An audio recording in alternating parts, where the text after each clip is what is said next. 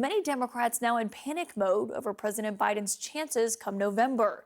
Today, the first sitting Democratic member of Congress called on Biden to step aside as others are calling the race for Donald Trump, including a Democrat who represents a rural district, one who flipped it from a Republican seat to a Democratic seat. That's Washington State Rep. Marie Gluesenkamp Perez. Truth, I think, is that Biden is going to lose to Trump. I know that's difficult, but I think the damage has been done by that debate. And what we are hearing from sources tonight makes clear that lines like this from the White House and top Democrats aren't cutting it. It was a bad performance. He had a bad night. A bad night. It was a bad night. A bad night. He had a really, really bad night. Thursday night was a bad night. Now, I should note, the White House is at least taking some of that advice that I mentioned earlier. President Biden is scheduled to do his first sit-down, in-depth interview this Friday. And it comes as a new CNN poll, though, might add to the pressure to do something unscripted sooner. The latest numbers show that most in his party believe the best chance for Democrats to win is with someone not named Joe Biden at the top of the ticket. There's even a noticeable shift in how big-name allies of the president's, like former House Speaker Nancy Pelosi and Congressman Jim Clyburn of South Carolina, how they're talking about this race tonight. Let us not make a judgment about a presidency on one debate. I think it's a legitimate question to say, is this an episode or is this a condition? Stay the course. Chill out. Chill out. This party should not in any way do anything to work around Ms. Harris. We should do everything we can to bolster her, whether it's in second place or at the top of the ticket. Of course, the Harris that Clyburn is referencing there would be the vice president, Kamala Harris. A vice president that I should note the White House press secretary could not even say today whether or not Biden has spoken to her since the debate last Thursday, 5 days ago. For her part, Harris had this to say tonight. Look, Joe Biden is our nominee. We beat Trump once, and we're going to beat him again, period. Are you ready to lead the country if necessary? I am proud to be Joe Biden's running mate. Tomorrow, President Biden will come face-to-face with some of his biggest surrogates in the nation, Democratic governors. Many of them have been out on the airwaves. Several of them, including my next guest here tonight, are being discussed, though, openly as potential replacements on the ticket if, and I should put the emphasis on if, it comes to that. And joining me now is Illinois Governor J.B. Pritzker, who is a member of President Biden and his campaign's National Advisory Board. And Governor, it's great to have you here on The Source. When it comes to this, have you personally heard from President Biden since the debate last Thursday night? I have not spoken with people in the campaign, but not with the president.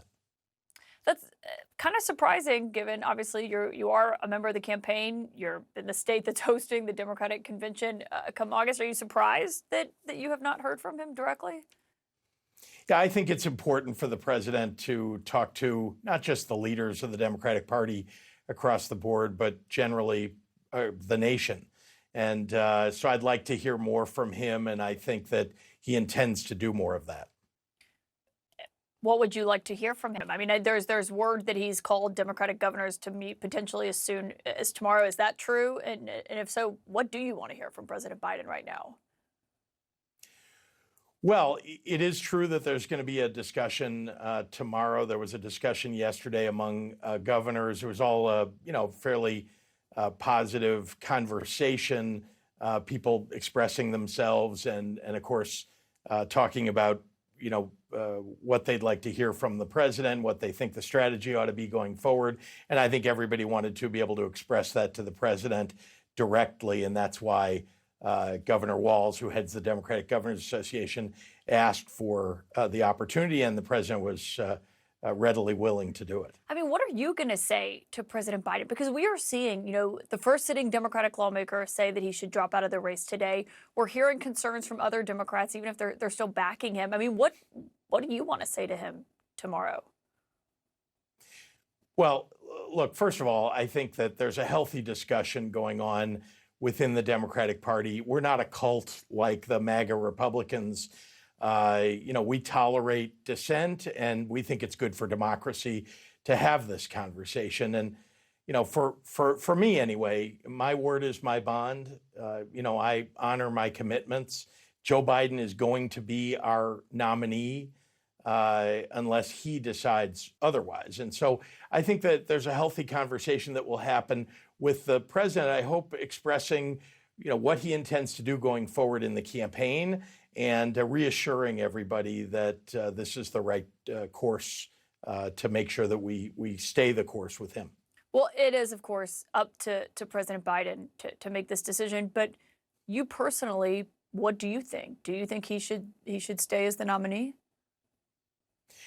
Well, look, he's been terrific for my state. Remember, he rescued us from, an insurrection and then from an economy that could have cratered and, of course, from a health crisis that killed too many people under Donald Trump. And then, he's done a lot to revive American manufacturing. And in my state, we've seen jobs and companies coming back to the United States and to Illinois. And of course, this is a president that stands up for women's rights and workers' rights. So, I think very highly of the president, and that's why I've supported him. Again, I think a healthy discussion is good, and there'll be a result of that, leading into the convention. Are you still supporting him now, though? Yeah, I think that, again, he's our nominee. And so unless he makes a different decision, I'm on board and I'm supporting the president. Again, he's been good for the country. And remember what the contrast is. This is a despotic narcissist on the other side, and Donald Trump. And the Supreme Court just gave him even more power, potentially, with immunity from prosecution for things that I think we all know he's capable of doing. And he's a convicted felon and an adjudicated rapist, and he's a congenital liar. And I think the contrast, no matter what you think of the president's debate performance last Thursday, the contrast between these two is so great. And it's clear that, the most empathic president, at least in my lifetime, is Joe Biden. But is that clear? Because it doesn't look that way in polling. I mean, 3/4 of voters, U.S. voters, in a new CNN poll say the Democratic Party would have a better shot holding the presidency in 2024 with someone other than President Biden at the top of the ticket. I mean, do you agree with that, or are the voters wrong? Well, I think that's why President Biden needs to communicate more. We haven't heard a lot from him since the debate, and that's why the polls look as they do. I think that when you come off a bad debate, you need to remind people why you're the right guy to elect. And I know that Joe Biden will do that over the next couple of weeks. At least I expect him to.